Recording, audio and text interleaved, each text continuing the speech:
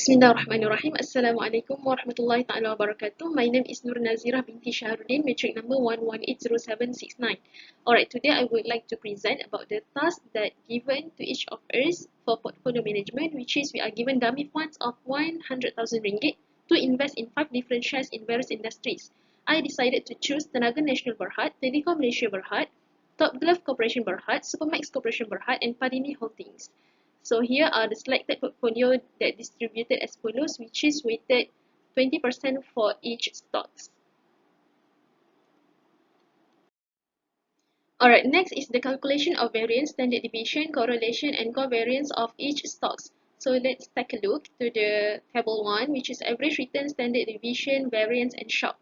Alright, so for the calculation for return, it is current price minus previous price divided by previous price and multiple by 100. And if you can see at the table, the return for TNB and for Padini is both are negative. The return and shock for TNB and Padini is negative, which is it is disadvantage for investors. Alright, then for correlation, if as we can see in the table, the correlation between Top Glove and Padini is negative, and also the correlation between Padini and Supermax Corporation Berhad. So if the correlation between the both two markets are negative, so it means the behavior moves in opposite directions, and it also can give disadvantage to the investors. In example, if Top Glove is increased, so it is associated decrease for Padini. Alright, then for covariance, so if you can see in the covariance for Top Glove and Padini, and covariance between Supermax and Padini is both negative, which is the both market are moved inversely. Alright, next for the risk calculation, the risk-free rate and risk premium are taken from market risk premium that I retrieved on November 2021 based on the link below. And beta of each stocks are referred from webinvesting.com. So for the capital asset pricing model formula is firstly beta multiply risk premium plus risk free rate. So CAPM is connection between stock beta and expected return. The higher the CAPM, so the better the stock. And in this data, we can see that the highest stock is Supermax Corporation Holders, which is 15.063.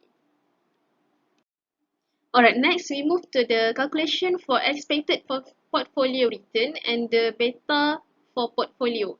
Alright, so in the data, as we can see, the expected portfolio return is 8.62366, which means it is good return in invest since it is higher than 7. Alright, then portfolio beta is less than 1, which is 0.896, and theoretically if the beta is less than 1, it means the stocks is less volatile than market security. Alright, in this Excel, we can see the graph efficient frontier that was set by the optimal portfolio return. So this graph efficient frontier, we can see which one of the portfolio that offer the highest return. So in this graph, you can see the highest return is 15.063, which is the standard deviation is 1.488, and the lowest return is 6.170, which is the standard deviation is 1.004. Alright, lastly is for portfolio analysis. So we can, in portfolio analysis, it have Sharpe analysis ratio, Treno analysis ratio, and Jensen alpha. So for Sharpe ratio, the total is 4.7546. For Treno ratio is 3.1222, and Jensen alpha is 8.63078. Alright, for the conclusion, for 1 year of holding period of 5 stocks, investor had lost for 27,000 ringgit 715 and 9 cents due to the changes of stocks price based on 20% of weight respectively.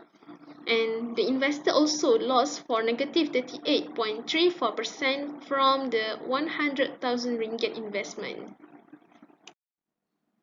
Alright, then after calculate the optimum portfolio, investor can choose any point that can give them maximum profit and well-diversified investment.